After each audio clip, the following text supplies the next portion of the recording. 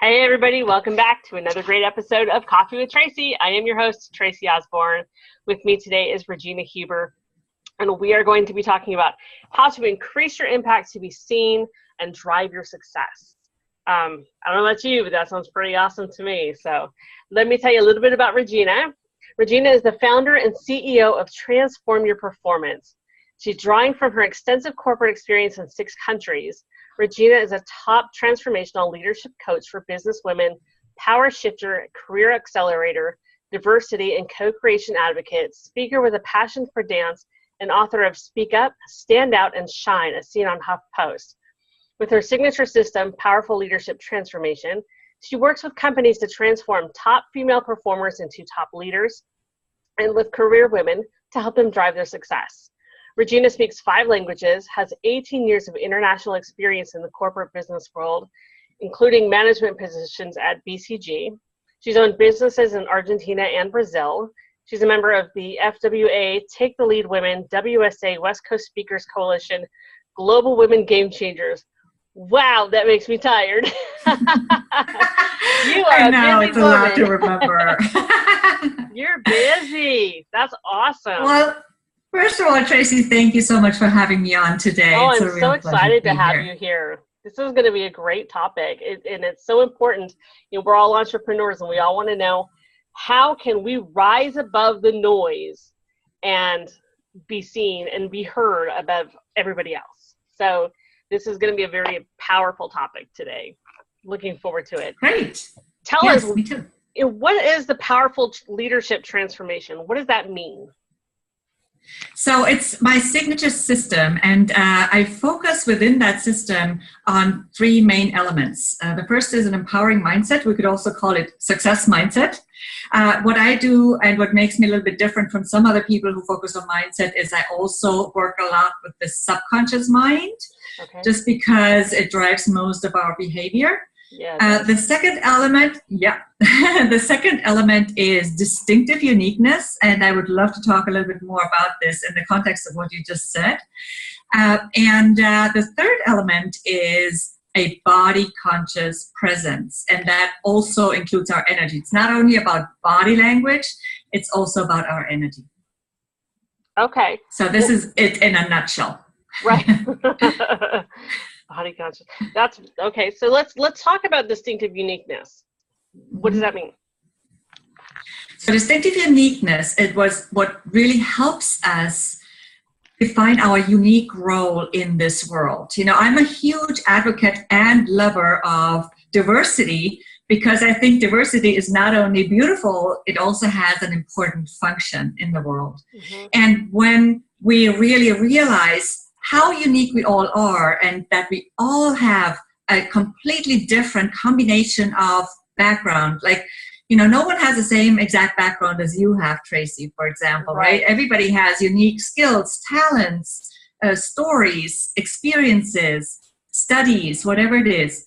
And no one has that same DNA we have. So we are all unique, and we must go really deep with this so we can be comfortable showing this uniqueness and recognizing ourselves as a unique beings and the valuable beings that we are and the value we bring to the table. And this takes away a lot of the pressure to compete with others. So I also like to say I really love co-creation, because it takes away this necessity to spend so much precious energy on competing. And when we're really comfortable with who we are, once we have identified what that is, we don't have this need to compete so much and feel threatened by others. And then we can come together and co-create something really great together. And how do we figure that out? You know, I think that you're kind of talking along the same lines as like your unique selling proposition, you know, your branding. What makes you different from everybody else? But, you know, I hate that question, because I'm like, I don't know. Yeah. I don't know. I don't have a clue what makes me different from everybody else. And in finding that aspect of yourself that is different is what sets you apart from the crowd. But how do we figure that out? Well, I think oftentimes what we focus on is really on our hard skills and on our business itself. And we need to move away a little bit from that. So who are we as people, right? Because people connect with people. So who are you as a person? It has to do with personal branding, but that's the next step. So what defines you as the Tracey you are, as the person you are? Mm-hmm. And one thing that I did in the past, for example, I sent out a survey monkey survey, anonymous, to some of my friends and said, what are the words that come to mind when you think of me? Now, and then I also actually wrote down a list of 25 things that I believe make me unique and stand out. And some of them might be similar to other people's things or lists. I also call them unique assets instead of unique qualities. And, you know, it's the combination of these different things that makes us different. That combination that is so unique. I think it oftentimes requires a little bit of deeper digging.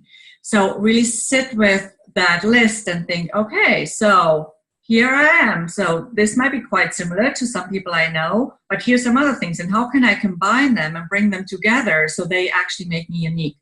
And when I ask women this at events, when I ask them to come in front of the room and share that one thing that makes them a little quirky, they tell us the most amazing things. You know, I think my email got open again. I apologize. I'm going to close it again.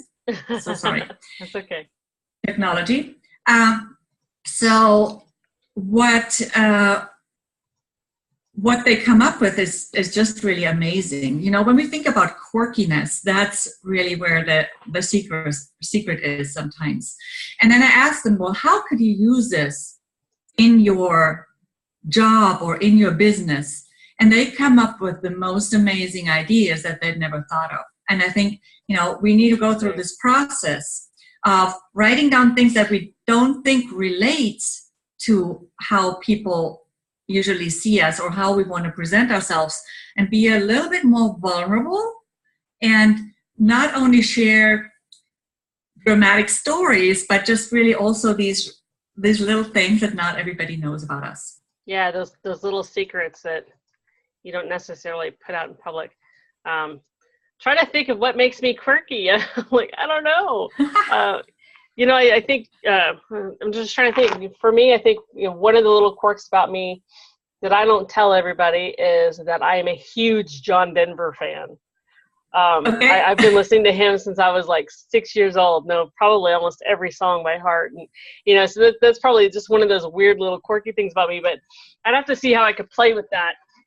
Maybe not necessarily that, but figure out something else to, you know, see what makes me kind of different from everybody else. So that's going to be a fun little exercise I'm going to work on after this. And, you know, I came up with this also because I thought I'm a white woman, not necessarily somebody who would be identified as a minority, right? Right. But I have actually found that I have been the minority most of my life. As a kid, I was thinking differently than most of my family. Mm-hmm. And, you know, when I grew up, as soon as I had a possibility to travel, which was later than for some people nowadays, but I moved abroad. So again, I was a minority in a totally different culture that I wasn't familiar with. And I've been since then a minority in those different cultures, because since then I've never stopped moving. And I lived in Latin America and Brazil and in Argentina and in Spain. And although, you know, we have this very diverse environment here in New York, where I'm right now, and I'm not so weird anymore in that sense, but still I am, because oftentimes, because of my cultural interests and because of my dancing, I'm oftentimes the only white person in the room. And this is a completely different experience too, you know. So I just found there are some things that have also changed my character through these experiences, and that have made me quite unique through these experiences as the person I am today, internally and externally. Sorry. Yeah, you got me thinking though, and I just kind of started thinking about this. I do you think that a lot of us are afraid to be unique and afraid to show that quirkiness? If we're the same as everybody else, we're not going to stand out, and therefore, and I think that's that introvert in us. Do you see that a lot? I do, and I work mostly with women. Okay, so oftentimes they think, oh, we women tend to compare ourselves a lot. And Yeah. we tend to compare ourselves down most of the time, but we also think, oh, I'm going to be one of the speakers. I'm going to give you an example, right? One of the speakers at this event. What are the other women wearing? What are the other women doing? There are certain environments where there's certain standards. I see that, like I work a lot with women in finance who have to show up a little bit more, formally sometimes. But within those standards, there's still a lot of room to be yourself. So you don't have to necessarily wear a pinstripe suit. As a financial woman, you can wear a red dress just as well, right? Just within the norms. And then really feel more comfortable because you're showing up as who you really are and not the person you're supposed to be. You're not playing somebody else's role. So, for example, let's go back to the speaking environment. I'm going to give you that example because I observed this really carefully last time I was speaking. I went to an event where we were 3 speakers, and the 3 of us had completely aligned philosophies, but different approaches and different types of businesses. And we were completely different styles. And we did not say, hey, you have to do this and you have to do that to align. We just said, let's all show up and align our topic. Okay. And then do what we can do, each of us as an individual we are. And the topic actually was partly uniqueness. So it was an extremely enriching experience because we showed up so differently dressed, different styles of makeup, different, we also different types, ethnicity and race-wise. Right. And it just allowing ourselves to be that person and not having to paint our nails just because the other person does it. I think we just still copy far too much, and that's why I'm so passionate about this topic. Well, I think society just beats it into us that we have to adhere to a certain standard, women especially. And so if you step away from that standard and let you shine, then you're labeled. You're weird. You're different. Nobody wants anything to do with you. And so I think that's kind of beat into us from kids that you have to adhere and conform to this standard. And so but is that really true? No. So I want to question it, because aren't the most successful entrepreneurs and people and speakers the ones that are a little weird sometimes? Exactly. That's what I'm trying to say. A little bit, yeah. I just think it's just kind of society beats it into us our whole lives. Right. So I think it's kind of difficult for us to actually, for a lot of us anyway, to finally break free from that and let our unique personalities and flaws and quirks shine through, whatever makes us us. Right. We have to, society says that we have to strive for this allure of perfection that we'll never achieve. It's not a reality. It's an illusion. And so I think the more we start figuring out and just, letting out our own self. I mean, and I did this for years at the beginning of my business. I had to be professional. I had to do this. I had to do that. I had to do it this way. And it wasn't until about the last year or two, I finally said, forget it. I want my personality to come through in the copy. I want my personality to come through in the colors. If I want to, use not strong language, not like, swear words or anything, but like, just, not the common, stuffy whatever, then I'm going to do it. Yeah. And that's going to attract the people that I want to work with. Exactly. I was just going to say that. That's exactly who you attract then, right? Because they are your ideal clients, and it's much more fun to work with these people. Exactly. Because they get more out of it. Yeah, but they get more out. Yeah, it's always a work in progress. And, you know, there are always some people who are a better fit than others, and they will actually also get more out of it probably. But I do think that once we let go of that, also of that need to be accepted, you know, because I'm not saying, okay, disclose everything about your life. That's not what I'm saying at all. I just want to make that clear too. But really, oftentimes we don't let our self come through, our true self come through, because we have this need to be accepted. And we have this need to not be criticized. And, you know, there will always be people who will not like us. There will always be people who will like us more if we show who we are. And that's just the truth. And what the heck, right? So just make it more fun for ourselves. Exactly. I like that. Let's talk a little bit about the body conscious presence. What does that mean? So that means oftentimes we're told as a speaker or when you do a presentation, you have to use certain body language and gestures and whatnot, right? Yes. Yeah, exactly. So, and well, while there is a certain amount of truth to that, I think it needs to be most of all also natural. It has to be aligned with who you are. And how can you do that though? It's when you're fully present in your body. When you take a moment before you go live somewhere and talk to people, it could be on the phone because people notice things over the phone as well, right? I mean, they notice your energy and they notice what state you're in. So what you can do is be fully present in your body, do some exercises around that.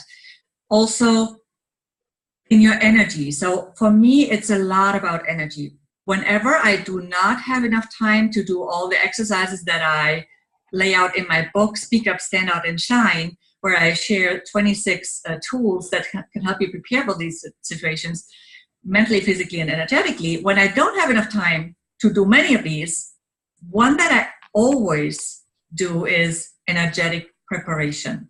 I always try to be present in my energy. Now, this morning I had a stressful day. I shared a little bit with you about that, just because there's some energy, technology challenges and things like that. These things happen. But how do I come back into this conversation with you and focus? Well, I do that by focusing on my energy and aligning my energy and focusing on my power centers. And one of them that I try to focus on that's really important to me is my personal power center, which is in the stomach area, in the solar plexus area. Okay. So that's a very important one for me, because that's also where we can look for our confidence, our self-esteem, and all these important things that we need when we interact with people. So when you talk about the power centers, are you talking about like our chakras? I do. Some people are not familiar with the chakras. Right. Most people, most of your audience probably are. I think so. Yeah. So you can choose which one is your preferred. One that I always also like to focus on is our heart chakra, because when we speak to people, we want to energetically project an open heart. Exactly.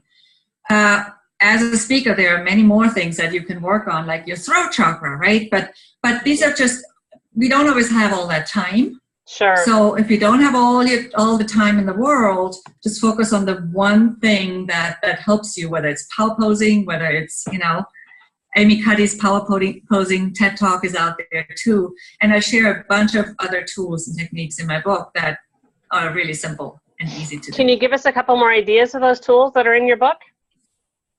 Yeah, so one is just really, as far as body conscious presence is concerned, one is just really to feel your body from the inside out, to really focus inward, as if you were looking inside of your body, closing your eyes, looking inside of your body and being present, maybe doing some contractions and releases of muscle groups, as simple as this, right?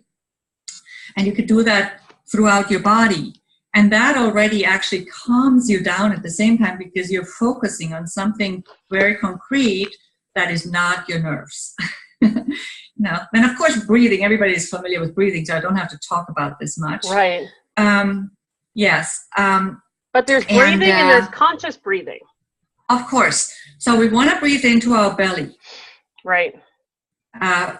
Stick the belly out. Totally allowed in this case. I learned that back in choir class. I learned how to breathe with my diaphragm and not with my chest. Singers know that. And I wish I knew it better, actually. But I try to do it, And then also, of course, in terms of mental preparations, we can do visualizations. Visualizations have been used by the most successful athletes for decades. And there are studies also, I think, with the Chicago basketball players. I don't know all the names because I'm not a big sports I'm not either. watcher, but there are studies that are available online that show that basketball players who trained both mentally and physically got the better results. So you can do a lot with visualization and imagining a positive outcome, imagining if you go speak, a well-intentioned audience. There's so many things we can do. Laughter and dancing, by the way, too, which I love personally. So I do power dancing instead of the power posing oftentimes. There you go. So laughter and dancing and singing, which you love, they release oxytocin. And that helps us be in a more receptive, but also in a more connective mode.